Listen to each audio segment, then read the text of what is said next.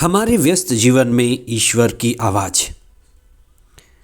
कई बार ये सवाल पूछे जाते हैं कि हम सफल कैसे बने, कैसे जीवन में जीत हासिल करें।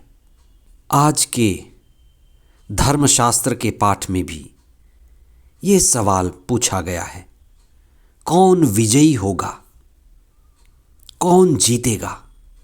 इसी से जुड़ा हमें सवाल पूछना है कि कौन हारा है। जो अधूरा है, अपूर्ण है, वह हारा हुआ है। जीतेगा वही जो पूर्ण होगा।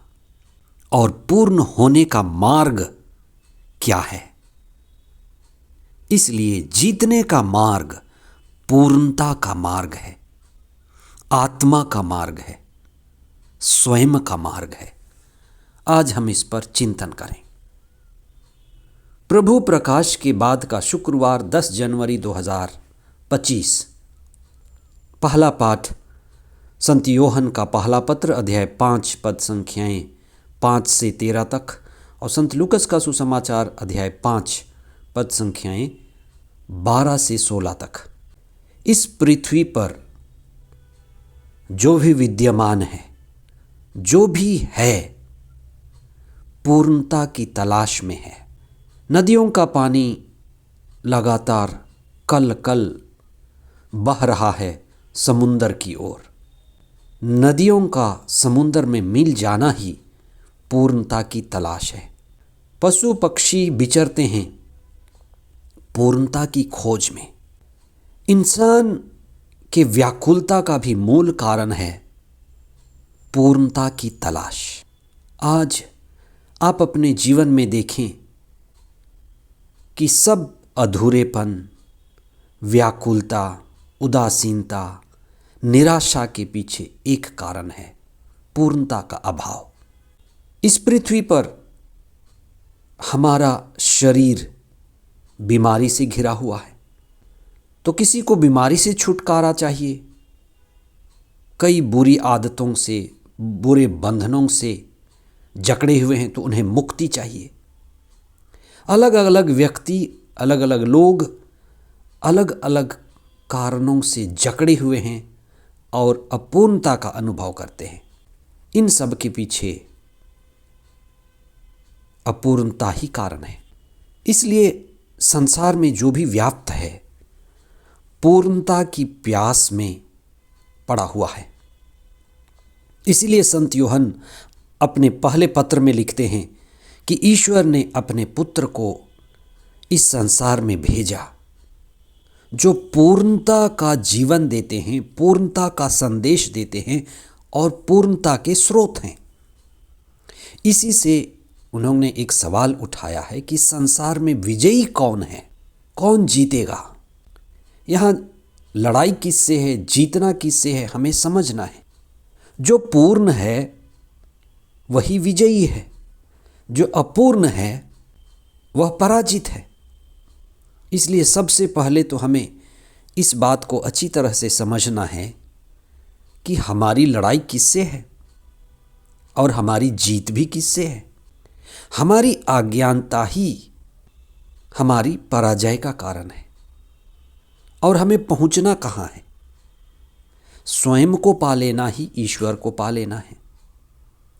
ईश्वर को पा लेने में ही हम स्वयं को भी पा लेते हैं। ईसा जो ईश्वर के प्रतिरूप हैं, हमारे बीच में आए कि हम उनको पालें। इसलिए ईसा की शिक्षा महत्वपूर्ण हो जाती है जीतने के लिए। ईसा अभिषिक्त थे, आत्मा से भरे हुए थे।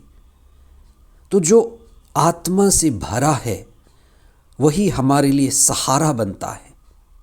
इसलिए ईसा का सत्संग जरूरी है और विभिन्न रूपों में दिव्य संगति और जो भी संस्कार हम ग्रहण करते हैं, सबका स्रोत पूर्णता के अनुभव के लिए है। हम भक्ति के मार्ग पर चलें, ध्यान के मार्ग पर चलें, सेवा के मार्ग पर चलें, प्रेम के मार्ग पर चलें, सब हमें पूर्णता की ओर लेने के लिए हैं। आज के सुसमाचार में एक कोढ़ पीड़ित व्यक्ति के चंगाई पाने की बात है। कोढ़ की बीमारी से व्यक्ति ग्रसित था और कोढ़ की बीमारी अधूरेपन का लक्षण है, अपूर्णता का लक्षण है, मृत्यु का प्रतीक है। और पृथ्वी पर यह हमारा शरीर क्षणभंगुर है, हमारा शरीर बीमारी से घिरा हुआ है, हमारे शरीर को मृत्यु से गुजरना है।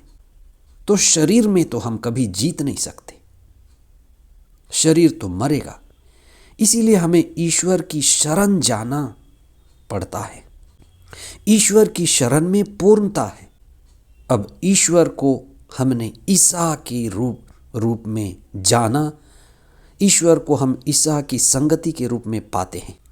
इसलिए जब हम पूर्णता की खोज करें, दिव्यता की खोज करें, खुद के नश्वरता की खोज करें और हमारी आत्मा में जो हम आत्मा हैं उसी में पूर्णता छिपी है, दिव्यता छिपी है, नाश्वरता छिपी है। इसलिए जब हम विजयी हैं तो हम पूरी तरह से स्वस्थ हैं। आत्मा में होना ही विजयी होना है। आत्मा में होना ही शरीर और मन के आगे होना है। आत्मा में जीवन ही पुनरुत्थान का जीवन है, अभिषिक्त जीवन है। इसलिए हम अपने असली स्वभाव का खोज करें। आध्यात्म मतलब अपने असली स्वभाव का खोज, नहीं तो हम प्रभाव में हैं, दुनिया के प्रभाव में, शरीर के प्रभाव में, मन के प्रभाव में, और ये हमारे असली स्वभाव को छिपा देते हैं। इसलिए कुछ क्षण मौन हो जाए। मेरा स्वभाव आत्मा का स्वभाव, आप सभी का स्वभाव आत्मा का स्वभाव, और इस आत्मा के स्वभाव को, असलियत को हमें संसार से बचा करके रखना है।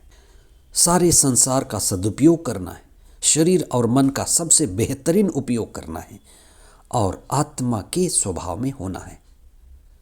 कुछ समय आप मौन हो जाएं, आत्मा का अनुभव और इस संसार में विजयी पाएं। यही हमारी शुभकामना है कि हर एक व्यक्ति जो इस संसार में जन्म लेता है आत्मा में विजयी हो। आमीन।